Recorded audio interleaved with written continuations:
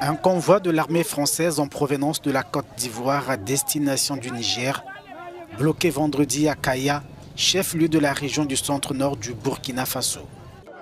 Des milliers de personnes ont décidé de barrer sa route à l'appel de la coalition des patriotes du Burkina Faso afin de protester contre l'insécurité galopante dans le pays, malgré les accords signés avec la France. Le convoi suscite des interrogations. Les manifestants décidés à repousser le convoi hausse-le-ton donnent des ultimatums pour un repli définitif. C'est éprouvant. Alors, les soldats français craquent et font des tirs de sommation pour intimider. C'est la débandade et des blessés sont enregistrés selon nos confrères de l'AIB, l'agence d'information du Burkina.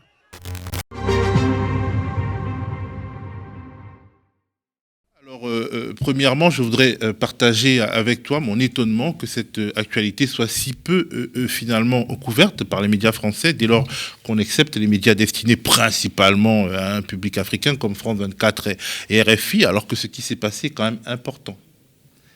Oui, c'est assez inquiétant même pour l'état de notre démocratie et l'état de notre presse. Parce que l'opération Barkhane, alors, elle est en train d'être déployée, mais ça a compté jusqu'à 5100 soldats français. C'est la plus grosse opération militaire française dans le monde. C'est un coût important pour le contribuable, 1,2 milliard d'euros par an. C'est un coût humain. Aussi, il y a 57 soldats français qui sont décédés depuis 2013. Donc ce qui s'est passé au Burkina Faso depuis jeudi, avec ce convoi de l'armée française qui a été bloqué par des manifestants, normalement ça devrait faire la une des journaux. Ça devrait engendrer des débats sur l'opportunité ou non de la présence militaire française au Sahel. Est-ce que finalement, on contribue à ramener la stabilité dans cette région du monde ou on contribue à aggraver les choses? Pour remettre un peu les choses dans le contexte et raconter ce qui s'est passé, parce qu'il semble qu'il n'y a pas beaucoup de gens qui soient au courant.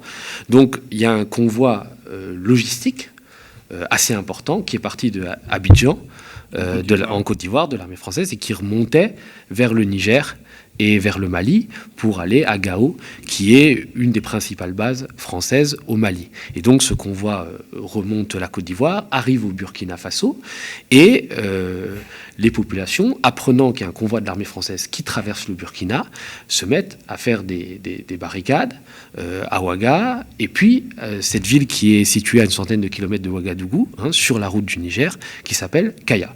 Et donc des manifestants pacifiques, il faut le préciser, vont ériger un barrage et bloquer le convoi de l'armée française qui va être bloqué pendant plus de 48 heures à Kaya. Et ce qui se passe, c'est que la tension est extrême, le ton monte. À un moment, on ne sait pas trop pourquoi, visiblement, les Français se seraient retranchés dans une ancienne mine. Certains manifestants auraient essayé de découper le grillage. Il y a eu des tirs de sommation.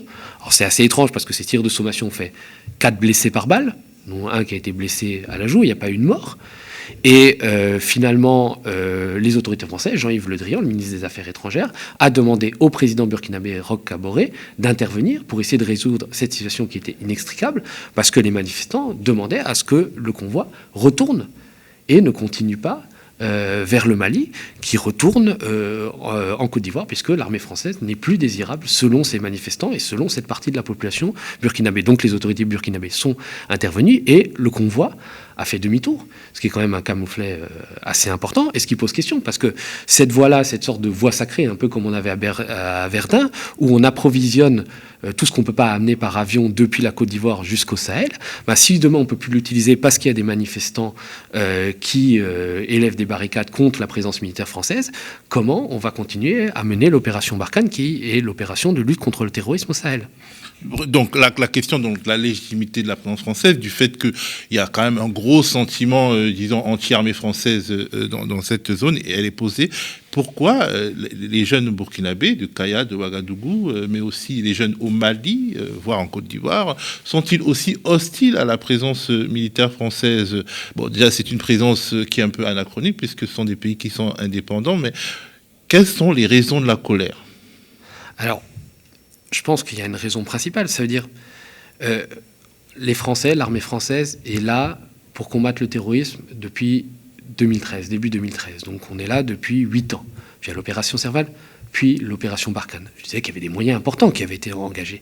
On est venu au départ pour bouter les islamistes hors du Mali, ce qui pouvait être une mission noble. Et peut-être que furtivement, on a pris l'armée française pour des libérateurs. Mais au fur et à mesure, l'armée française est devenue une sorte d'armée d'occupation. Robespierre disait « personne n'aime les missionnaires en armes », et je crois que c'est vrai. Ça veut dire que la jeunesse, aujourd'hui, la jeunesse malienne, la jeunesse burkinabé, même si la présence de Barkhane est beaucoup moins nette au Burkina qu'au Mali, se révolte et veut reprendre son destin en main, et on a marre d'avoir une armée étrangère, une armée française qui est présente. Surtout que les résultats de Barkhane, c'est quoi? Ça veut dire que quand vous prenez la zone rouge du ministère des Affaires étrangères, les cartes sur cette région du monde, les zones déconseillées aux voyageurs, ça n'a cessé de s'étendre. C'est-à-dire que le terrorisme s'est étendu. On est parti du nord du Mali pour atteindre la région des 3 frontières, entre le Mali, le Niger, le Burkina. Le Burkina est touché depuis 2016 par une présence djihadiste, au nord, à l'est. Quelques jours avant que ce convoi ait été bloqué par les manifestants, il y avait eu l'attaque d'une gendarmerie par des djihadistes liés à Al-Qaïda, où plus de 50 gendarmes qui étaient affamés, sous-équipés, ont été tués. Donc évidemment, il y a une colère.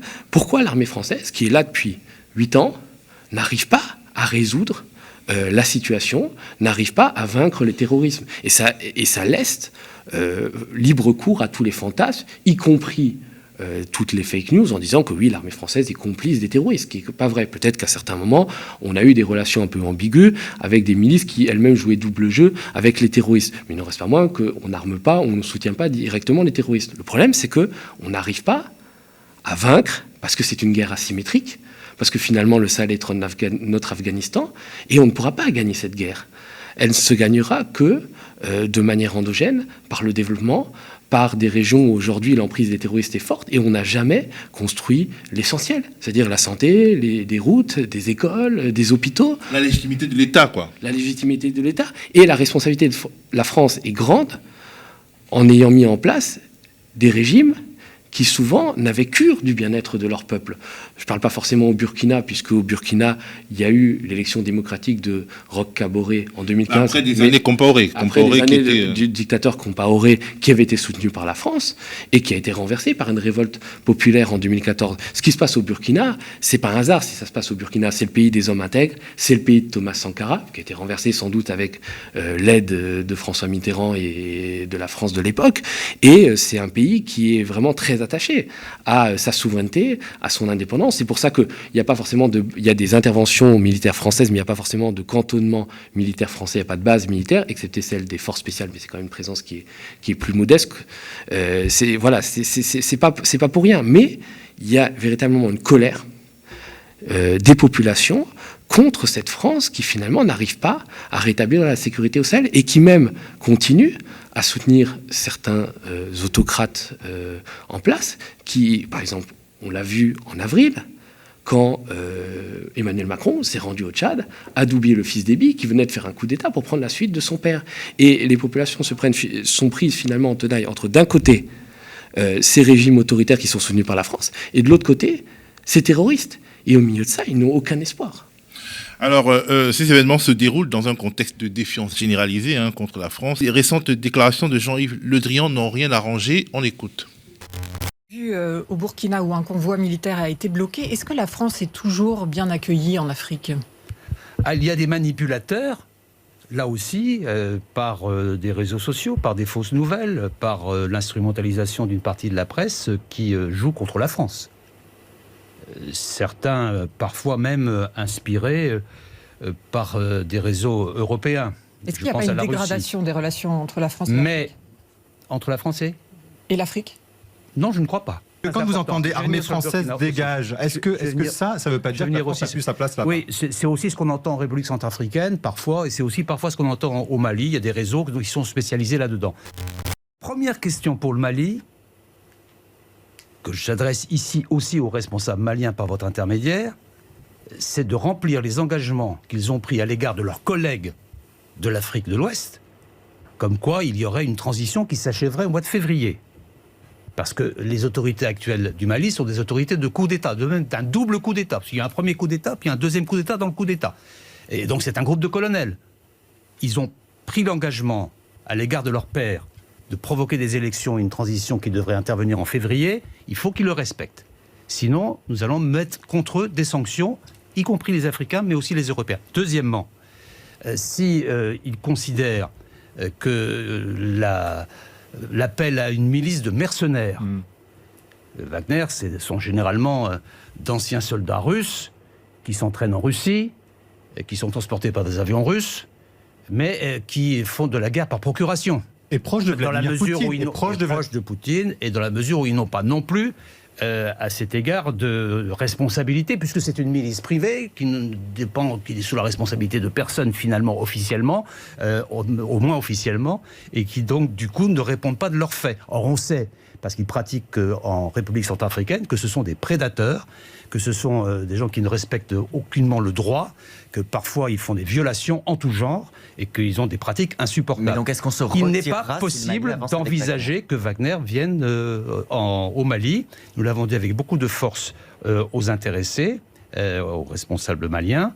Et l'Union européenne a pris, à ma demande la semaine dernière, des dispositions de sanctions à l'encontre de Wagner pour des faits de ce type exercés à la fois en Libye, mais aussi en République centrafricaine. Comment tu juges donc la prise de parole de Jean-Yves Le Drian sur ces questions africaines ? C'est un biais psychologique assez fascinant quand même. C'est-à-dire que je pense que ça serait intéressant d'amener des psychiatres au Quai d'Orsay et au ministère de la Défense français et de les laisser étudier parce que c'est un vrai cas d'école. Et Jean-Yves Le Drian, qui est le tenant de la vieille France-Afrique à papa, une sorte de focard au petit pied, est l'exemple le plus intéressant. On est dans le déni total. C'est plus le syndrome de Fashoda comme il y avait au 19e siècle, où on voyait les Anglais nous piquer nos collines en Afrique. C'est le syndrome Wagner. Wagner, du nom de cette société militaire privée russe, qui n'a aucune existence officielle, mais qui est très liée au Kremlin et qui est présente sur de nombreux théâtres de guerre, Syrie, en Centrafrique. Et effectivement, les autorités maliennes ont envisagé de conclure un contrat avec ces sociétés de mercenaires, ce qui a suscité l'ire de Paris. Et Le Drian, en ce moment, il voit des Russes partout. Ils sont obsédés par les Russes. Ils expliquent tout par les Russes.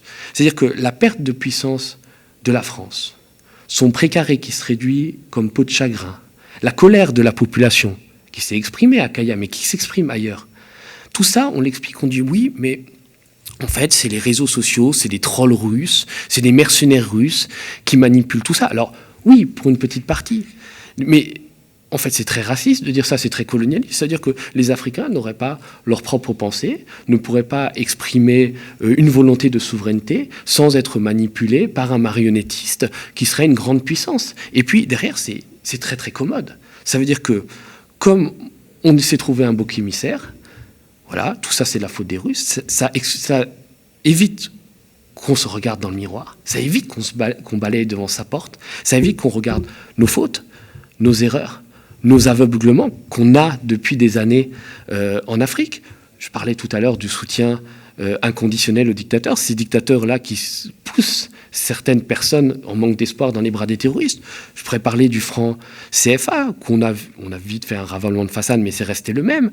Je pourrais parler encore des bavures de l'armée française, parce que ce qui crée la défiance, ça peut être aussi les bavures comme il y a eu à Bounty, au Mali, en ce début d'année, où l'armée française, l'aviation française, a bombardé un mariage, tuant 22 civils. Et quand l'ONU a fait une enquête et a dit « Ah, en fait, c'était pas du tout des djihadistes, c'était un mariage », la France, par la voix de la ministre des Armées, Florence Parly, a traité l'ONU de menteur. Donc, finalement, ce qui se passe aujourd'hui, la perte d'influence de la France, c'est pas un grand plan machiavélique de la Russie pour prendre le précaré. C'est pas le grand remplacement de la France en Afrique. C'est simplement le grand n'importe quoi de la France qui laisse la porte ouverte. On parle de la Centrafrique, où effectivement le président centrafricain s'est allié avec les Russes et notamment cette société Wagner. À quoi c'est dû ? La France, en 2016, elle a interrompu son opération militaire, elle a plié armée bagages, elle a laissé la Centrafrique dans le chaos le plus absolu. 80% du territoire était contrôlé par des milices. Donc le pauvre président centrafricain s'est retrouvé tout seul avec une armée nationale qui était incapable de lutter contre les terroristes, et il s'est tourné vers les Russes. Et d'ailleurs, c'est même Emmanuel Macron qui lui a dit, allez-y, nous on ne peut plus rien faire pour vous, allez voir les Russes pour voir s'ils n'ont pas quelques instructeurs ou quelques armes à vous donner. Et c'est comme ça que les Russes ont mis le pied dans la porte. Moi, je pense que on a beaucoup expliqué dans les médias français, les quelques médias français qui ont parlé des incidents à Kaya. On a dit oui, mais tout ça, ça peut être instrumentalisé. Jean-Yves Le Drian a relayé un peu cette rumeur qui pour moi est affrontée. Oui, il y a des gens sur les réseaux sociaux. Moi, je pense que c'est la colère d'un peuple, les Burkinabés, et même au-delà la colère des Sahéliens, qui demandent des comptes. D'ailleurs, on ne leur a jamais demandé vraiment leur avis sur la présence militaire française, qui veulent savoir qu'est-ce que fait cette armée française pour leur sécurité. Parce que je parle du Burkina, c'était quand même un pays qui, jusqu'à 5 ans, était stable, avait conquis la démocratie en 2014 en renversant Blaise Compaoré, qui tout d'un coup est plongé dans le chaos le plus absolu, et que c'est un pays qui est riche aussi. On l'oublie souvent, il y a le coton, il y a l'or, et bien évidemment les djihadistes se précipitent sur les mines d'or et essayent d'exploiter de manière artisanale parce que là, ça leur fait des rentrées. Et on oublie aussi souvent le côté économique de tout ça. C'est-à-dire que c'est assez marrant de voir. La première société qui exploite de l'or au Burkina Faso, Endeavour Mining, pour des raisons fiscales, ils sont domiciliés au Canada, ils sont détenus par un milliardaire égyptien. Mais le PDG, c'est qui? C'est un Français bien de chez nous, bien connu d'ailleurs, qui s'appelle Sébastien de Montessu, qui est l'ancien directeur des études d'Areva, mis en examen dans l'affaire Uramine. Je ne sais pas si tu te souviens, ce scandale où on a acheté fort cher 1,8 milliard d'euros aux frais du contribuable des mines en Centrafrique, en Afrique du Sud, en Namibie, qui ne valaient pas un copec. Et ce monsieur-là, participe au pillage à l'exploitation de ces ressources minières au Burkina Faso. Et bien évidemment, il y a des soupçons de non-paiement d'impôts, d'évasion fiscale. On sort l'or sans payer forcément les taxes au gouvernement burkinabé. Et le Burkina aujourd'hui continue à vivre dans la misère la plus noire. C'est un des 10 pays les plus pauvres du monde. On n'arrive pas à financer une armée, à avoir une armée qui est capable de lutter contre les djihadistes. Alors avant de donner des grandes leçons qu'en fait Jean-Yves Le Drian, je pense qu'il faudrait, comme disait Thomas Sankara, permettre de faire un pas avec le peuple plutôt que d'y passer sans le peuple. Ça veut dire laisser les Burkinabés avoir les moyens de leur propre développement, exploiter leurs mines, utiliser leurs ressources pour construire un État qu'on avait d'ailleurs détruit dans les années 90 par les plans d'austérité du Fonds monétaire international qui est complètement cassé l'administration. Et c'est une des raisons pour laquelle aujourd'hui le Burkina se retrouve si démuni face à des terroristes et est obligé de faire appel à de l'aide extérieure. Et pour finir sur le Sahel, il faudrait qu'il y ait un débat à l'Assemblée nationale française. C'est-à-dire, il y a quand même eu un convoi qui a été bloqué, il y a eu des tirs qui ont blessé des Burkinabés. Il faudrait qu'on puisse débattre de Barkhane et que ce ne soit pas seulement des débats qui ne débouchent sur rien, c'est-à-dire qu'on puisse vraiment dire mais dans quoi on s'engage, parce qu'on engage quand même l'honneur de la France. La France, par son inaction, par son déni, se salit pour moi au Sahel. Et il n'y a pas besoin d'être stipendié par les Russes pour le dire. Moi, je suis fier d'être français, je suis fier de mon pays, mais j'ai honte de ce qui se passe actuellement, de voir cette France qui finit par être détestée par les populations africaines et qui, comme dirait Malraux, n'est plus une figure secourable pour tous les hommes. Merci beaucoup Thomas, merci d'avoir été avec nous et de nous avoir éclairé sur ce qui s'est passé ce week-end au Burkina Faso.